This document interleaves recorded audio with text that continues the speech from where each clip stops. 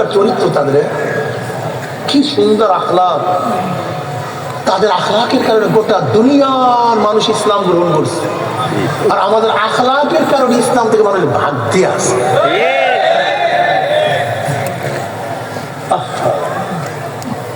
ওমর খাত্তাব রাদিয়াল্লাহু তাআলা পাক করলেন, পাক হয়ে গেছে, ক্ষুধার্ত বাচ্চা নিজে বন্টন করা শুরু করলেন, মহিলাকেও খাওয়ালেন। কি বুঝলেন? ক্ষুধার্ত বাচ্চাগুলি এত ভালো খাদ্য পাওয়ার পরে আনন্দের কোনো শেষ নেই, সীমা নেই। বাচ্চাগুলি খেলার মধ্যে মত্ত হয়ে গেছে। এবার মহিলা বলছে, আরে যদি ওমর খলিফা না হয়ে তুমি খলিফা হইতা কতই না ভালো হইতো। ওমর ইবনে খাত্তাব রাদিয়াল্লাহু এখনো তার পরিচয় গোপন রাখলেন, বলে সেখানে গেলে আমাকে দেখতেও পারো। ওমর ইবনে খাত্তাব রাদিয়াল্লাহু তাকে টাকা পয়সা দিলেন, এবার রওনা করলেন। কিছু দূর যাওয়ার পরই দাঁড়ালেন, বাচ্চাদের দিকে তাকায় আছে। খাদেম বলছে, কেন দাঁড়াইছেন, কেন তাকায় আছেন? যেই বাচ্চাগুলো এতক্ষণ কাঁদতে ছিল, চোখের মধ্যে পানি ছিল, তাদের বুকের মধ্যে হাসি দেখতে হচ্ছে খুবই ভালো লাগে। তুমি কি জানো একজন দুঃখী মানুষের মুখে হাসি ফুটানোর সওয়াব 1000 রাকাত নামাজের চেয়ে অনেক বেশি, অনেক বেশি। ইসলাম জানো, ইসলাম শিখো, ইসলাম বুঝো না, সমস্যাই। আমরা ক্ষমতার জন্য পাগল হয়ে যাই, ক্ষমতা যাওয়ার জন্য পাগল হই। অথচ ওমর ইবনে খাত্তাব রাদিয়াল্লাহু তাআলা যখন অসুস্থ, আবু লুলুর মাধ্যমে আক্রান্ত হয়ে অসুস্থ অবস্থায় ছিলেন, তাকে প্রস্তাব দেওয়া হয়েছে, আপনার ছেলেকে খলিফা নিযুক্ত করেন, আপনার ছেলেকে খলিফা নিযুক্ত করেন। ওমর রাদি কি বললেন? যে বোঝা আমি বহন করে চলছি, এই বোঝা আমার কোনো পরিবারের উপরে আমি দেব না। ওমর একাই বোঝা বহন করছে, আর কেউ যদি বোঝা বহন না করে, কিয়ামতের ময়দানে ওমর যদি একাই আসামি হয়, তার পরিবারের কেউ যদি আসামি না হয়, ওমর যদি একাই জবাব দেয়, তার পরিবারের অন্য কাউকে জবাব দিতে না। তারা দায়িত্বকে কত ভারী মনে করতেন, আর আমরা দায়িত্বের জন্য পাগল হয়ে গেছি, পাগল হয়ে গেছে দায়িত্ব নেওয়ার জন্য।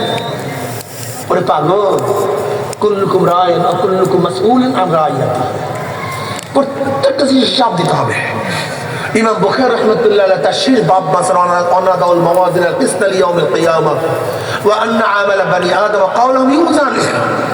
কিয়ামতের ময়দানে আল্লাহ ইনসাফের, ন্যায়ের একটা মিজান, একটা পাল্লা স্থাপন করবেন, এবং বনি আদম বালেগ হওয়ার পর থেকে মৃত্যুর আগ পর্যন্ত যত কথা বলছে, যত কাজ করছে, সব ওজন করা হবে, সব ওজন করা। কি ভাবছেন সবাই জান্নাতে চলে যাবে? জান্নাত বাপ দাদার কোনো তাল্লুক নাকি যে তুমি ইচ্ছা করলে জান্নাতে ঢুকতে পারবে? জান্নাত অনেক সহজ, আবার অনেক কঠিন। দেখো আসলে আমাদের আখলাক নেই। আম্মা জান খাদিজা কুবরা রাদিয়াল্লাহু তাআলা আনহার কাছে যখন ওহীর খবর নিয়ে আসলেন, তখন আম্মা জান কি বললেন নবী আলাইহিস সালাতু ওয়াস সালামকে? কাল্লা ওয়াল্লাহ মা ইউখজিকা আল্লাহু আবাদা ইন্নাকা লা তাসিলুর রাহমা ওয়া তাহমিলুল কাল্লা ওয়া তাকসিবুল মা'দুমা ওয়া তাকরুদ দাঈফা ওয়া তুঈনু আলা নাওয়াইবিল হক। কাল্লা, কালালার থেকে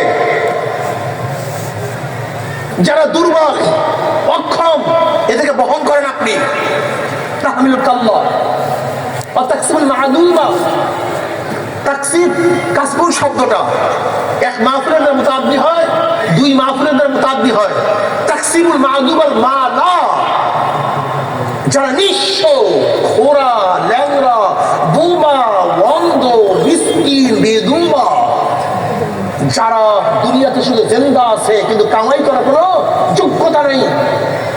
তাকসিবুল মা'দুমাল মালা, আপনি নিজে তাদের জন্য কামাই করে তাদের কাছে পৌঁছায়া দেন, এটা আপনার কাজ। এই সিফাত, এই আওসাফ, এই গুণ নবুয়তের আগে, নবুয়তের পরের গুণ না, কিন্তু এই গুণ কোথা? নবুয়তের আগে। অথচ আজকে হাজারো নিঃস্ব মানুষ, হাজারো ক্ষুধার্ত মানুষ কাঁদে, তাদের ক্ষুধা নিবারণের জন্য আমরা একবারও চেষ্টা করি না। কারণ রাসূলুল্লাহ সাল্লাল্লাহু আলাইহি আজওয়াদান নাস, নবী ছিলেন কি? সমস্ত মানুষের মধ্যে শ্রেষ্ঠ দানশীল। আজওয়াদ, আজওয়াদ ইসমে তাফযীল, সবচেয়ে বেশি দানশীল, সবচেয়ে বেশি দানবীর, অথচ নবী তো নিঃস্ব ছিলেন, গরিব ছিলেন, তিনি দানশীল হলেন কিভাবে? হ্যাঁ, কিভাবে এত দান করলেন? দেখেন জুদ এবং সাকার মধ্যে পার্থক্যটা কি? জুদ মানে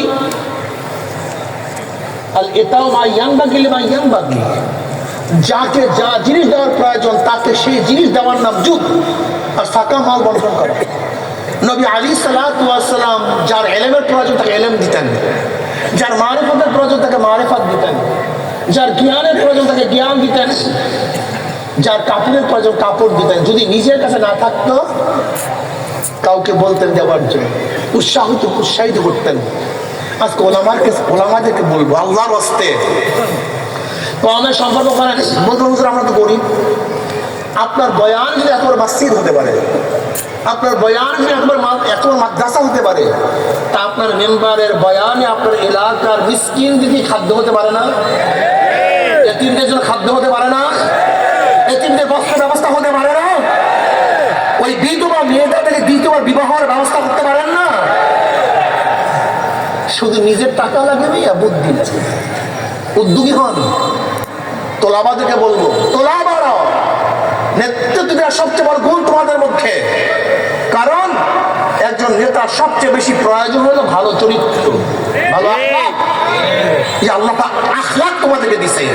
তোমরা আখলাক কি? তোমরাই নেতা। তোমরা সবচেয়ে বড় নেতা হবে ইনশাআল্লাহ। নিজেকে বড় মনে করো, নিজেকে ছোট মনে করিও না। তাকাব্বুর মাল মুতাকাব্বির তাওয়াজু। তুমি শুধু নরমই হবা, এটা ইসলামের খেলা।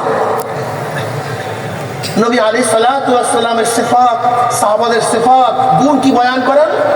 আশিদ্দাউ আলাল কুফার রুহামাউ বাইনাহুম তারাহুম রুকআন সুজদান ইয়াবতাগুনা ফাদলাম মিনাল্লাহি ওয়া রিদওয়ানা।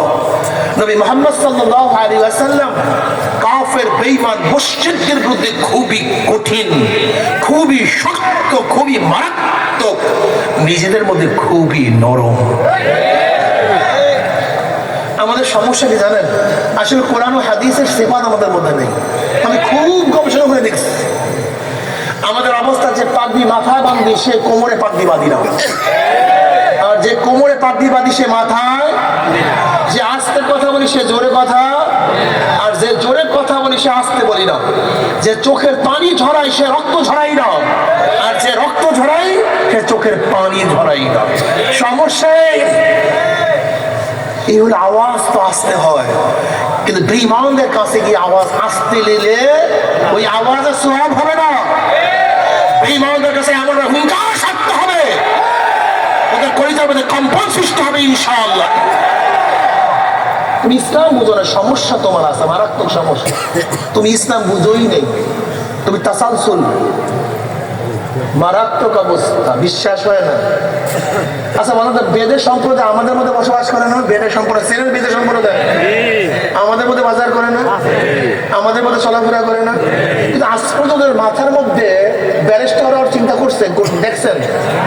হ্যাঁ, প্রধান সেনাপতি হওয়ার, প্রেসিডেন্ট হওয়ার, 1000 কোটি টাকার মালিক হওয়ার, ঢাকায় বিল্ডিং বানাবার, বড় শিক্ষিত হওয়ার ঘটনা নাকি বলেন তো? ওটা থাকে আমাদের মধ্যে, কিন্তু মাথার মধ্যে এগুলো আসে না কেন? কারণ একদিনে চিন্তা করছেন, ও তো আমাদের মধ্যেই থাকে, কিন্তু মাথার মধ্যে এগুলো আসে না কেন? বংশক্রমে ওর বাবার থেকে, ওর বাবার থেকে, ওর বাবার থেকে, ওর বাবার থেকে যে জ্ঞান ঢুকানো হয়েছে এর বাহিরে যাওয়ার ক্ষমতা ও রাখে না। ঠিক আমাদের মধ্যে এরকম কিছু তাসালসুল, আমার থেকে, আমার ওস্তাদ থেকে, তার ওস্তাদ থেকে, তার ওস্তাদ থেকে, তার ওস্তাদ থেকে এমন কিছু মাথার মধ্যে ঢুকানো হয়েছে এর বাহিরে ওলামায়ে কেরাম চিন্তা করার সুযোগ রাখে না। ওমরের ইতিহাস ভুলে গেছে, আবু বকরের ইতিহাস ভুলে গেছে, ওসমানের ইতিহাস ভুলে গেছে, আলী মুর্তজা রাদিয়াল্লাহু ইতিহাস তারা ভুলে গেছে, মুসলমানদের স্বর্ণ ইতিহাস তারা ভুলে গেছে। মুসলমানরা সেই বাদশার জাত, রাজার জাত, যাদের হুঙ্কারে গোটা দুনিয়া কাঁপত, সেই ইতিহাস এখন আর আমাদের মধ্যে নেই।